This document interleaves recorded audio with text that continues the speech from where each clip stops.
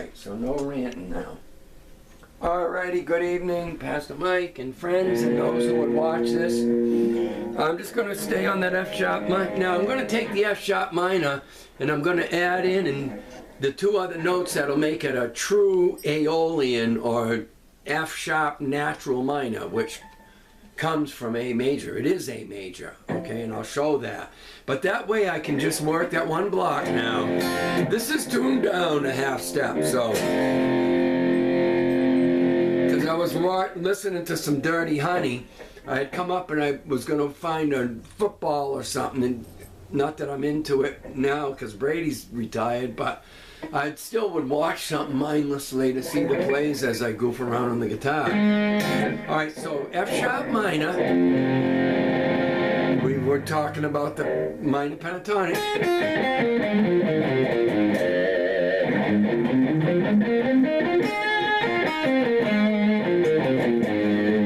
Now again, this is tuned down a half step because I was listening to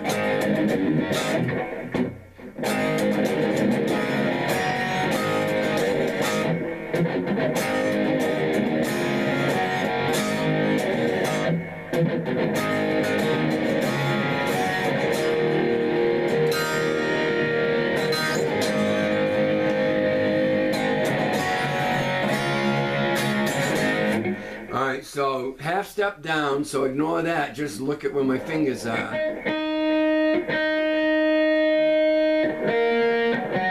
I got nines and they're tuned down a half step, so they're quite sensitive. Huh, right on, okay. So F sharp minor pentatonic. We're going to add in the other two notes to that pentatonic, which is the G, the F sharp, the G sharp, sorry, this note. And then we got our A, that's already in the pentatonic. The B and the C sharp are already in it. But we're going to add in this D note.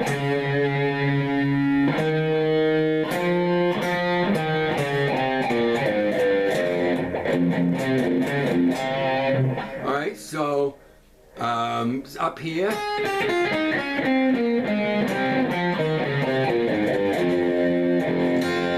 if I start with the A note and play them same notes,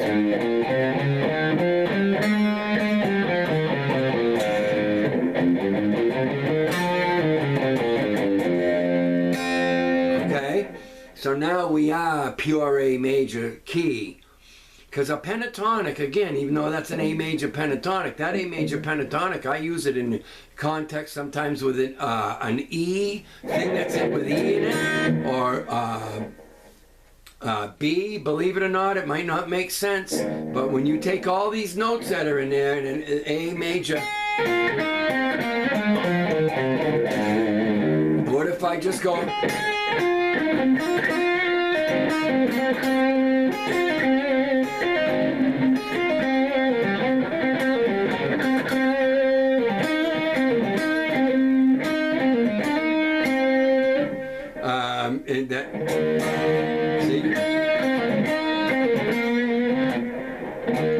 it'll work in the right context with an E chord. There's a lot of chords that some of the stuff will go with pentatonic wise, but now that we've added in the other notes, you can't so much do that.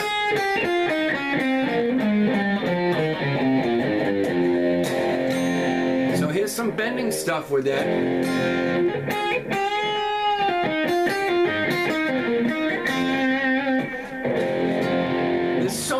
That you can, that's why I talk about playing the notes slow and listen what they sound like. Wait till you add the other couple notes in and make it a full diatonic scale. But I can say a lot just with a couple notes. And all I'm doing is playing an A, bending here. Now I'm not trying to bend that note back to the exact A. There's a place for that, but I do a lot of what I call kind of ghost bends, I call them. That's not the right term, where I just bend it towards, you know what I mean?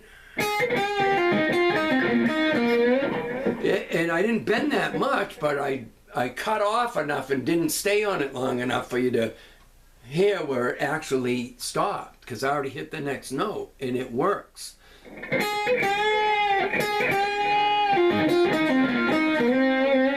So anyway, what?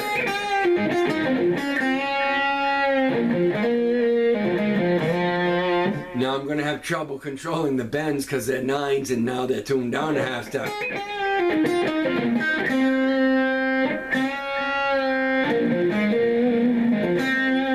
See that? Just that voicing would just...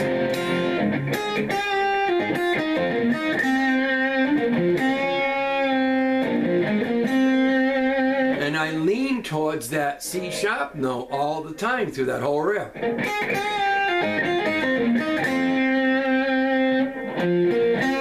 I told you I arpeggiate a lot.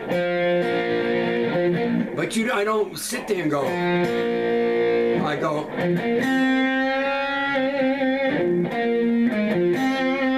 You know what I'm saying? So I'm playing, and this is what is happening in a lot of solos. Whether you go learn slashes or whoever, there's notes in there that you wouldn't think should be there, but they're just passing through them quick. And they're emphasizing what's really, we hear that's really killer, you know?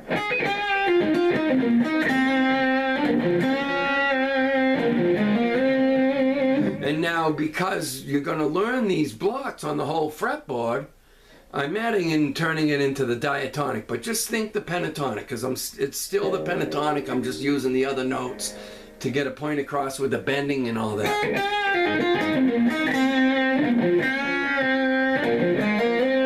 And as I travel up, I know right when I'm here, because if you learn that pentatonic on the whole fretboard, then I know anywhere I go on a note, I know what's right there that I can use however I want.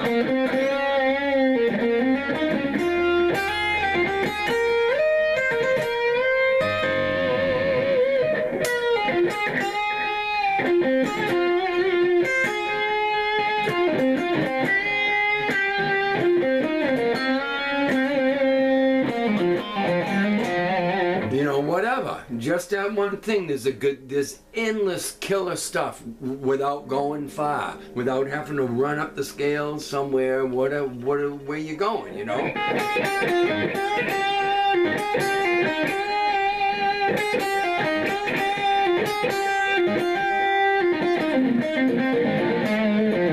And it's cool to mix in diatonic, which is the full F sharp minor, and then go into the pentatonic.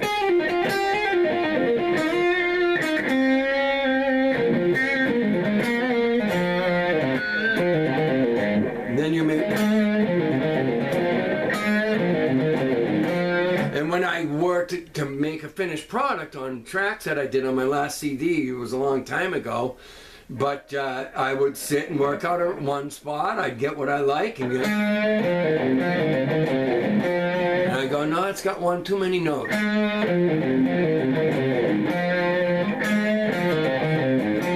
There we go.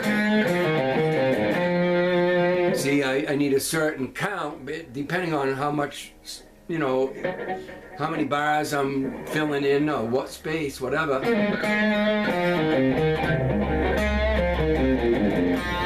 See, that's too many notes. Find what works, you know.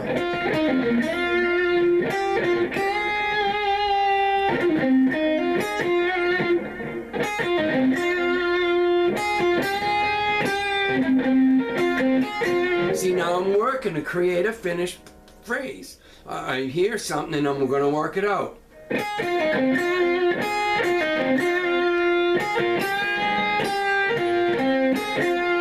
So right there, just with those few notes.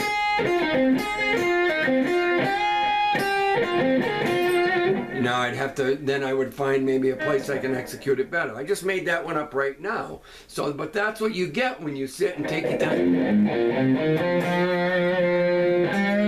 And on that minor, the bends that I typically will do is all the half steps.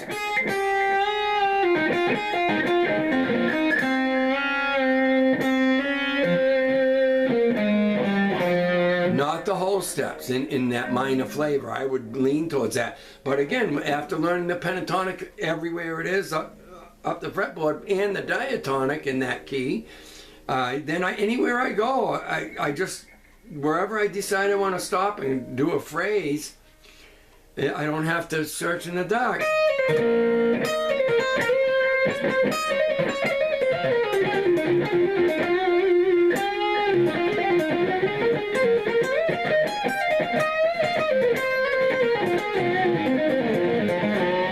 What? I was moving over into E minor because I'm used to doing runs with E minor.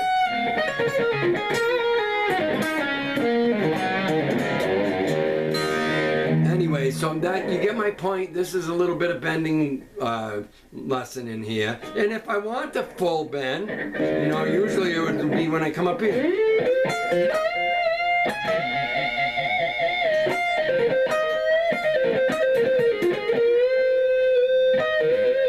Perfect for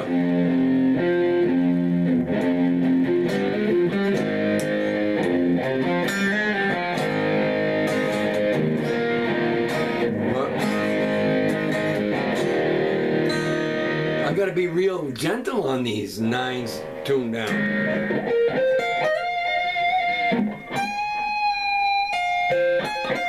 There's a cool rip right there. I'm barring here.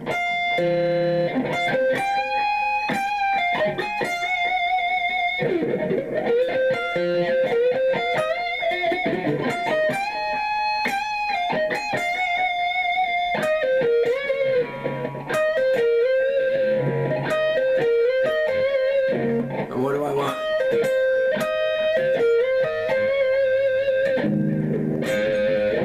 Then yeah.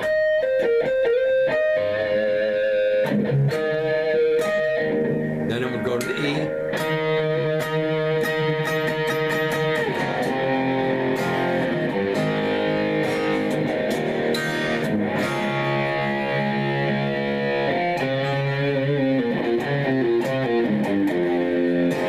So there, a little lesson on, you know, that bending stuff.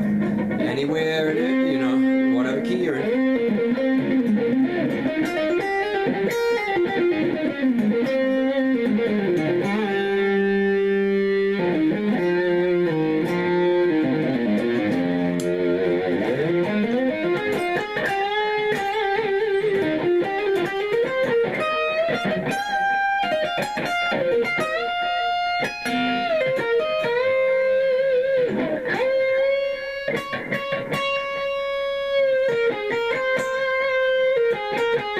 What?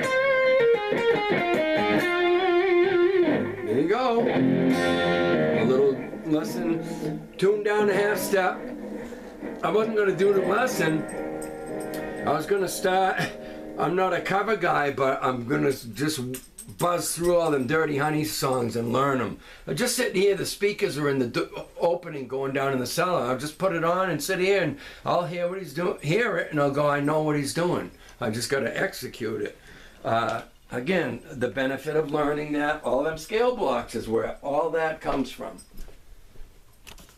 Okay.